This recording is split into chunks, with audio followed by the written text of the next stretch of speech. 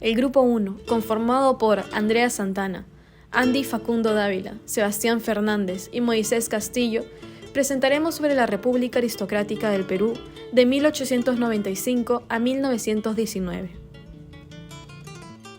Antes de empezar, para poder comprender de una manera más amplia lo sucedido en la República Aristocrática, debemos de saber qué sucedió antes. ¿Qué pasó antes de la República Aristocrática? A finales del siglo XIX en el Perú, se desarrolló el segundo militarismo. En él, los militares dirigían el país. Luego, al acabarse este periodo, se retiraron los militares del gobierno, como Cáceres, y dan pase a los civiles, los aristócratas.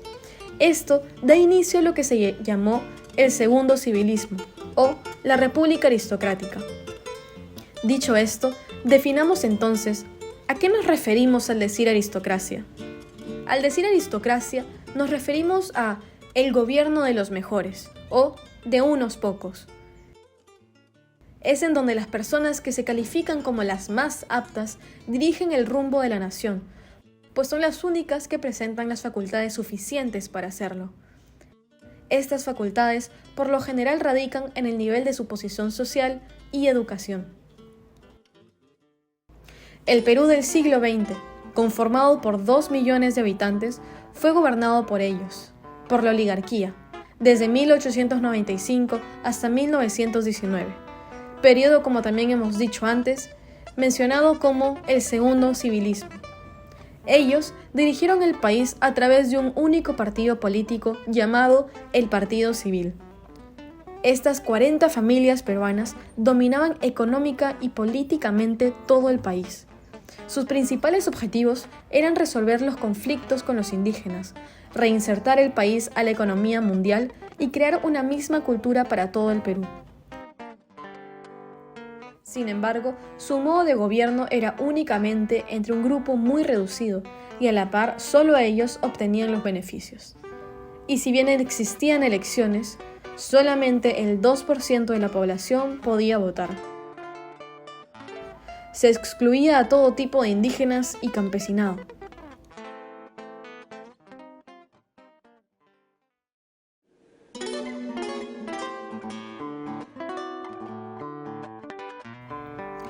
En la República Aristocrática se puede decir que se vivieron dos momentos.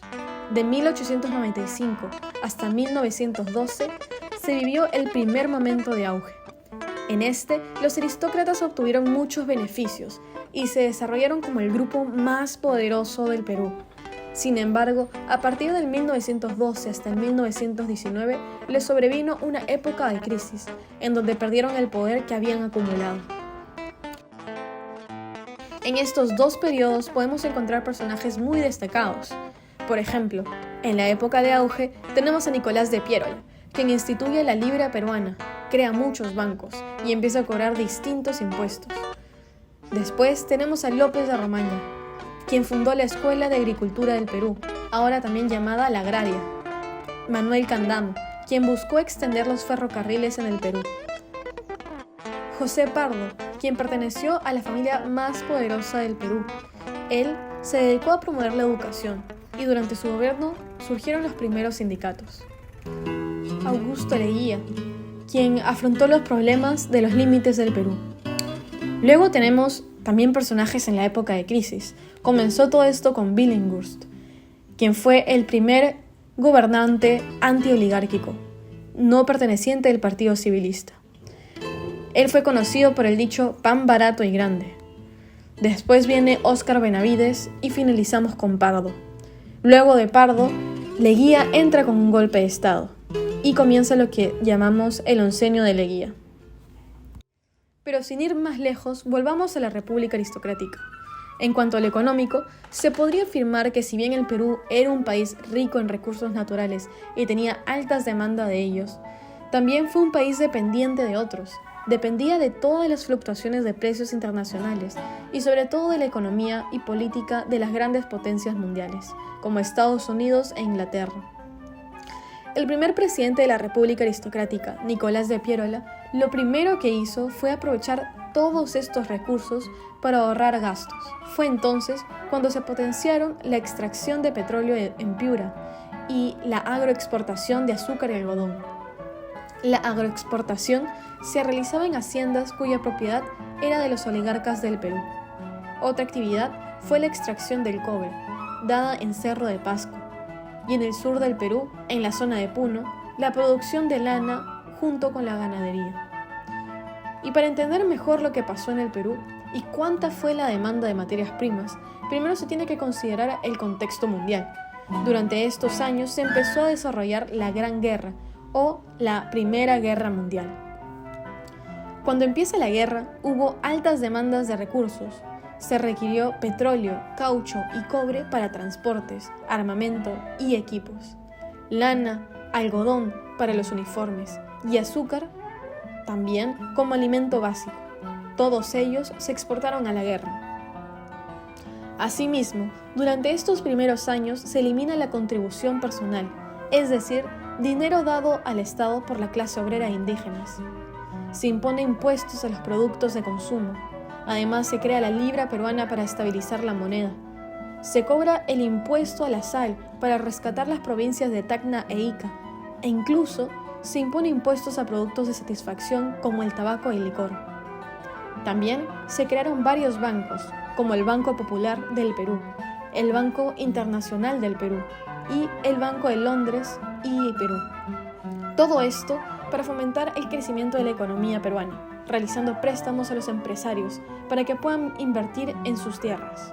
Si bien hubo desarrollo económico, este fue limitado a costa de mucha explotación hacia los indígenas y a la clase obrera, que trabajaban de 10 a 16 horas diarias. Por otro lado, no podemos olvidar que además de estas familias adineradas, se tenía en el Perú a todos los demás habitantes. Ellos constituían lo que se puede llamar el mundo rural y conformaban el 80% del Perú. Personas indígenas, mestizos y blancos empobrecidos, muchos de ellos quechua o aymara hablantes, analfabetos y de una clase social muy pobre. Vivían en chozas o comunidades de condición muy humilde. Su modo de subsistir era a través del trabajo de campo y eran considerados trabajadores de haciendas.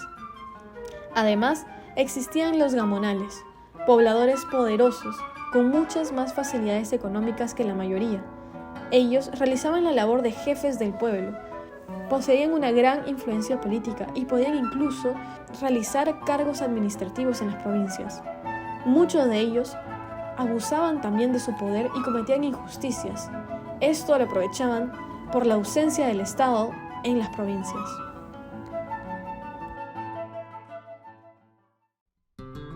Entonces, ¿en qué momento empieza la caída de la aristocracia? ¿En qué momento empieza a decaer esta estabilidad económica y política? La caída de la aristocracia comenzó con la elección de Billinghurst, el primer presidente populista, gobierno que se llamaba como Pan Grande. Él instituye la ley de 8 horas. Hasta entonces se trabajaba de 10 a 16 horas. Toda la población estaba muy satisfecha con esta elección, excepto los civilistas. Dio el derecho a huelgas y disminuyó el precio de viviendas y productos de primera necesidad. Los civilistas y los militares están en total desacuerdo con estas decisiones, afectándolos a ellos. Es entonces donde planean un golpe de Estado. Benavides, a través de este golpe de Estado, sube al gobierno. Esto para poder devolver el gobierno a los oligarcas. Luego gobernó Pardo y Barreda, otro civilista. Hubo mucho descontento de parte del pueblo, y distintos actores sociales incitaron a la caída de la República. Actores como la clase obrera, creando sindicatos, marchas, protestas de trabajadores. La clase media, conformada por emprendedores y empresarios de pequeñas empresas, profesores y demás. Los universitarios, jóvenes muy influenciados por el marxismo y las revoluciones vistas en el extranjero. Se realizaron así muchas protestas, muchas de ellas lideradas por Haya de la Torre, fundador del partido aprista. Además de este descontento, se añade la inestabilidad económica mundial. Transcurrida la Primera Guerra Mundial, múltiples países se encontraban en crisis económica. Recordemos que el Perú siempre fue dependiente de ellos. En estas circunstancias, Leguía, que había estado exiliado, vuelve al Perú y promete un gobierno populista y una patria nueva. Pide entonces apoyo de todo el pueblo para poder gobernar y brindarles así mayores beneficios. Finalmente, Leguía realiza un golpe de Estado a José Pardo, dando por finalizada la República Aristocrática Peruana y comienza así el oncenio de Leguía. En conclusión, se podría decir que si bien este periodo de gobierno, dentro de sus posibilidades, aseguró en un principio una estabilidad política y un gran crecimiento económico, contuvo muchos abusos y explotaciones e injusticias sociales. Era cuestión de tiempo de esperar que se resolviera en protestas, huelgas y en descontento social. La exclusión y el maltrato solo conllevan eventualmente a soluciones radicales, como la creación de partidos políticos, manifestaciones o sindicatos. Y en fin, un reclamo por reestructurar y rediseñar el gobierno.